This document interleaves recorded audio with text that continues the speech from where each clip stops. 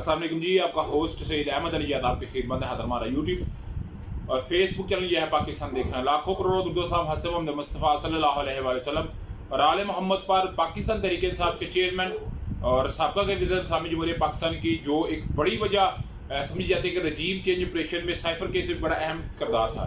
Cipher case के अंदर इमरान अहमद खान नसब को 10 साल सजा, शाह महमूद कुरैशी साहब को 10 साल सजा।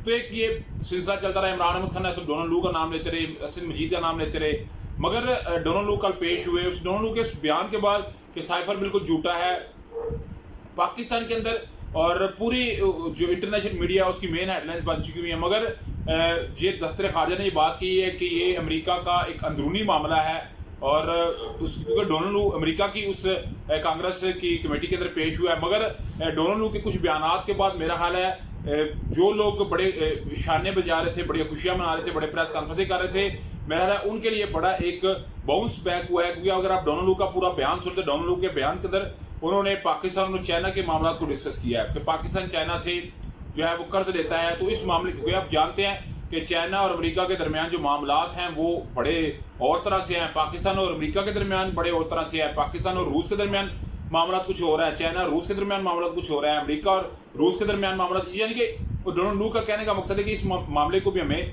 देखना पड़ेगा। मगर पाकिस्तान की क्योंकि इस वक्त हुकूमत शहबाज शरीफ साहब है, सदर बासिल अली जरदारी साहब है, तो मेरा हाल चाइना के बगैर हमारा सर्वाइवल नहीं है। अमेरिका हमें शायद उस तरह सपोर्ट नहीं करता जिस तरह हमें सपोर्ट चाइना करता है। जिस तरह चाइना के हमें सपोर्ट है, मेरा हाल है एक बहुत बड़ा जो है ये बाउंस बैक भी हो सकता है। मगर वो जो शामियाने बजाने वाले, खुशियां मनाने वाले, मेरा हाल है उन्हें इस चीज़ का आइडिया बखूबी हो गया। सनम जवेद, जुल्फी बुखारी दोनों का इलेक्शन ट्रिब्यूनल में जस्टिस शाहिद बिलाल हसन साहब, जस्टिस शाहिद हलाल साहब की हलाली साहब की अदालत के अंदर केस था, और बड़ी इस पर तफसीली बहस हुई। सनम जवेद साहबा के ऊपर इल्ज़ाम ये था वकील इलेक्शन कमीशन का, जनाब सनम जवेद ने अपने खामद की हस्बैंड की तरह शो नहीं की। तो जिस पे जस्टिस साहब ने कहा कि वो तो अदालत के अंदर थी, तो अदालत के अंदर, वो तो जेल के अंदर थी, तो जेल में किस तरह पॉसिबल हो सकता है। तो इस पर वकील इलेक्शन कमीशन ने कहा ये मामला बिल्कुल खामोश है। तो जज साहब ने कहा क्यों ना मैं उन्हें इजाज़त दे दूँ, फैसला महफूज है।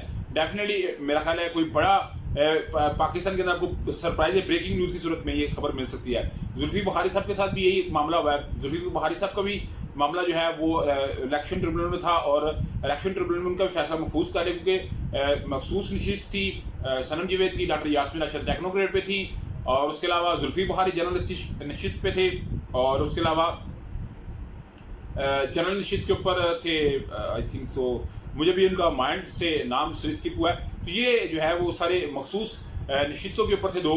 तो मगर सनम जवेद साहबा हों और जुल्फी बुखारी हों, डॉक्टर यास्मीन, तो मामला मुझे कोई इतना ज़बरदस्त होता नज़र नहीं आ रहा। उधर अगर मैं मुराद सईद की बात करूँ, बुलंद शान की बात करूँ, आज़म स्वाति की बात करूँ, तो उन्होंने इलेक्शन ट्रिब्यूनल में अपने अपने पीले दायर कर दिए कि हमें भी इंसाफ मुहैया किया जाए। तो डेफिनेटली हक़ाइक़ और जो है वो सच के साथ ही अदालतों ने भी चलना है। अगर तो वो चलती है तो डेफिनेटली वो 130वें नंबर पर जो उनका है, मे भी उसमें कोई कमी है, कोई बेहतरी की तरफ इशारे हों।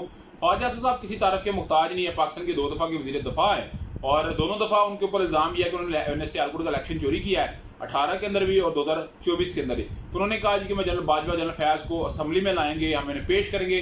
तो आज़म नज़ीर तारड़ साहब ने ये बात की है कि उन्हें नहीं ला जा सकता, उन्हें स्टैंडिंग कमेटी के सामने पेश किया जा सकता है। इससे पहले ख्वाजा मोहम्मद आसिफ साहब भी बात किया चुके, मुझे फैज़ हमीद साहब के जरिए फैज़ हमीद के ऊपर बात करने में मुझे धमकी दी गई है, और उस धमकी के बाद जो है वो डेफिनेटली बड़े डरे हुए थे। फाद के शो के अंदर उन्होंने ये बात की, मगर अंसार वासी साहब ने बड़ा एक ज़बरदस्त अपना तज़िया दिया। उन्होंने कहा जी मुझे लगता है कि जो ख्वाजा मोहम्मद आसिफ साहब हैं उन्हें बहुत जल्दी है घर जाने की। तो इसका मतलब है एक वाज़ेह पैगाम और जैसे दे दिया गया है कि एक रेड लाइन है, इस क्रॉस लाइन को क्रॉस ना कीजिएगा, मामला बड़े लंबे या बहुत बुरे तरीके से ख़राब हो सकते हैं। अभी तक का व्लॉग था, अभी तक की अपडेट थी। नेक्स्ट वीडियो तक के लिए होस्ट को जाए।